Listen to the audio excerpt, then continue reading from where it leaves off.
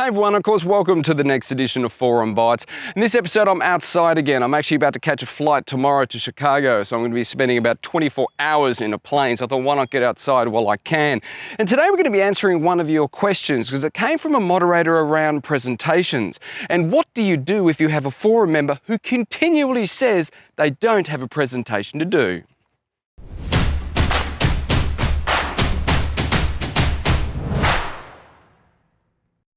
Hey guys, just before of course we get into answering the moderator question, I just want to do a very quick shout out to Vincent from EO Malaysia.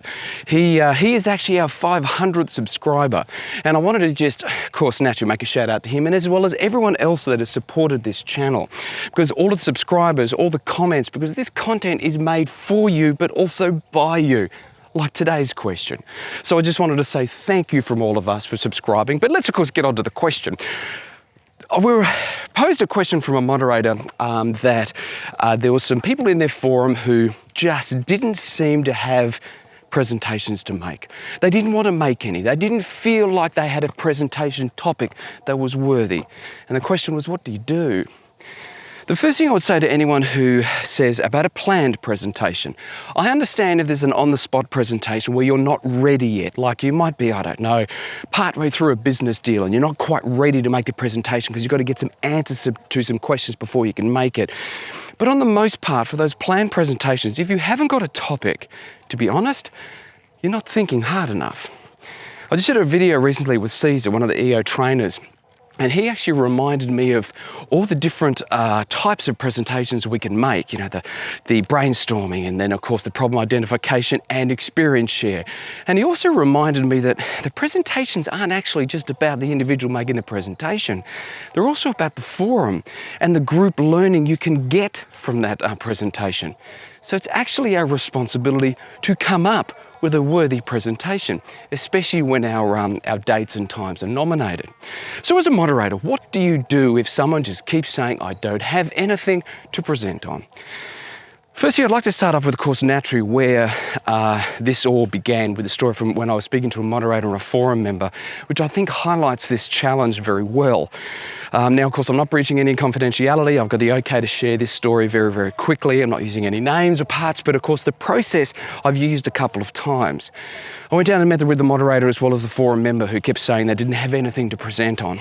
And after a discussion, everything was going well. You know, business was great, personal was great, family was great, everything was going great, not a ripple, nothing going on. And obviously they were at a standstill of what they can present on, you know, for themselves and the group. And after a lot of conversations and questions, I asked a simple question of, you're telling me that everything is going right, which is fantastic.